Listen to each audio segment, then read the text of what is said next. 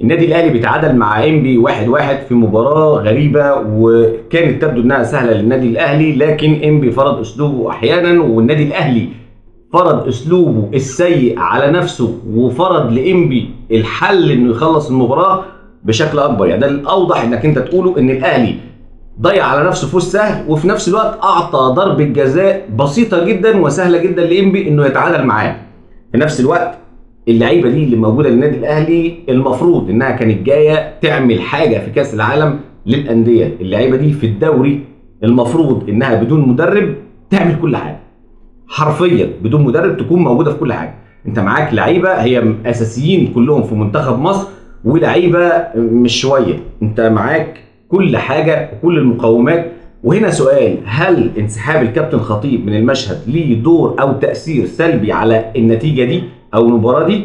دي حاجه بقى انت برد علينا فيها في الكومنتات ولا رايك فيها. لكن نبدا نتكلم عن الماتش وعماد النحاس اللي بدا من وجهه نظري المباراه دي بشكل خاطئ حبتين. كونك اصلا تبدا باثنين مركز 6 في وسط الملعب اللي هو ديانج ومروان عطيه، وتخلي ديانج يلعب مركز 8، ده شيء غلط، وكل مدربين الدنيا جربته. وديانج ما بيعرفش يلعب مركز 8 في مناطق الخطوره او الهجوم بسبب انه الباصات الشورت باص القصيره ما بيعرفش يعملها، رجليه بتبقى تقيله شويه على الكوره. وبالتالي شفت النهارده الكوره اللي عملها بعرض الملعب اللي اتقطعت منه اللي راحت على الشناوي اللي كانت هيطرد فيها او انذار، تمام. وبالتالي كمان غلطه ثانيه بالنسبه لعماد النحاس في التشكيل هو عدم الاعتماد على جراديشار والاعتماد على شريف.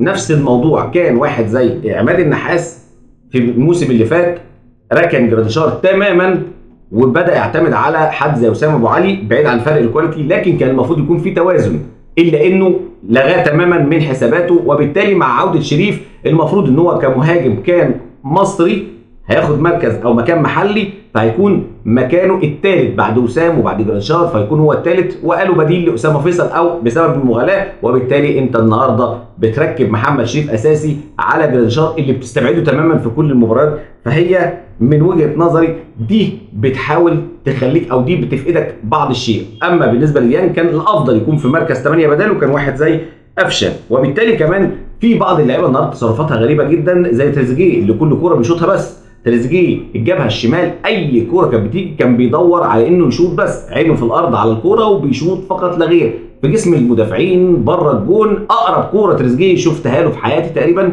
بيشوطها كانت بتبقى في العارضه، الجون ما بيشوطش منه كوره، كلها بتبقى بره. فبالتالي تريزيجيه تصرفاته غريبه.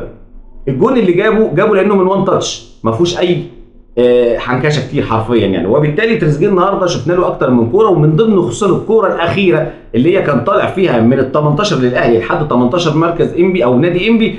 انت رايح فين كل ده؟ جريد وفي الاخر طلعت الكوره بعيد عن الجون بحوالي 7 8 يارده يعني، فاهم انت؟ شوطه غريبه ومعاك 2 أو 3 لعيبه في اكتر من كوره، كمان كان في 3 على 2 تصرفات اللعيبه فيها غلط.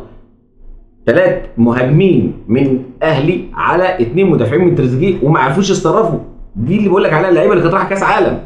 انت فاهم انا بوصل لك فكره ايه؟ اللعيبه دي تصرفاتها كلها فيها ديلي، فيها تاخير، كل واحد بيبص لنفسه اولا قبل الشكل الجماعي. اللعيبه دي تحس انها ما اتعلمتش يعني ايه ان احنا نلعب باللمسه ولعبه، لا بلاش نقول لمسه واحده عشان هتبقى مشكله بالنسبه لهم، لا كل لعيب لازم يجري ويتحرك ويرقص عشان يبدا يباصي.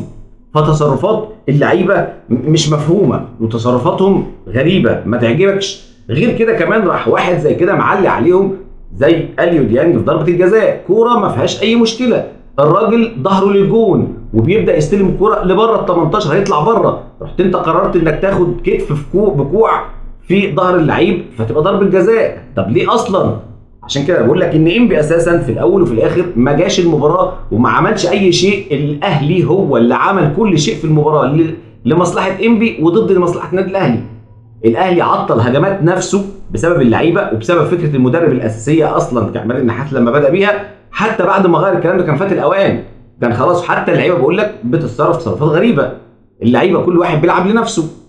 غير كده كمان انبي انا بقول لك حتى مع الشوط الثاني انبي ما قررش ان هو يعمل حاجه، حتى الهجمات المرتده اللي بدا يعتمد عليها في اعتماد النادي الاهلي انه هيهاجم ويفتح مساحاته برده ما ابدعتش عن اي شيء غير الكره بتاعت رفيق كاب والهدف اللي اتلغى للتسلل بس، اما الباقي تكفل بيه الاهلي. علشان كده بقول لك انبي ما جاش ليه، هقول لك لان عماد النحاس لما لعب المباراه اعتمد على البيلد اب من تحت وانبي ساب له وسط الملعب من تحت يبدا يبني هجماته براحته، فلعب الكره من الشمال او من ناحيه اليمين بيكهام لواحد زي هاني، وصل بيها عمل عرضيه دخل الجون. خلاص ما كانش اي دور لانبي في الموضوع ده غير الاعتماد على الطريقه الثانيه ان هو يضغط من قدام وياخد الكره من مناطق الخطوره حوالي ال 18 ويبدا يسيطر على اللعب ويبدا يبني اللعب في المناطق دي. وكان هنا الاهلي ناقصه لعيب اللي هو ديانج اللي مش عارف يتصرف في المكان ده ويعمل فيه ايه.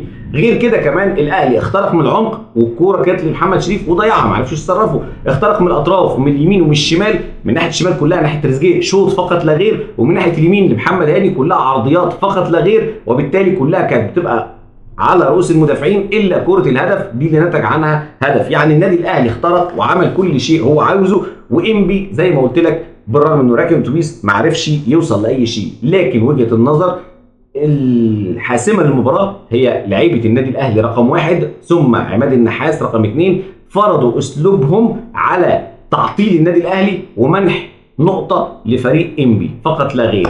سؤال اخير، قول لنا رايك، هل فعلا الاهلي كان يستحق الفوز ولا لا؟ وهل عدم وجود كابتن محمود الخطيب كان له دور سلبي على اللعيبه دي ولا لا؟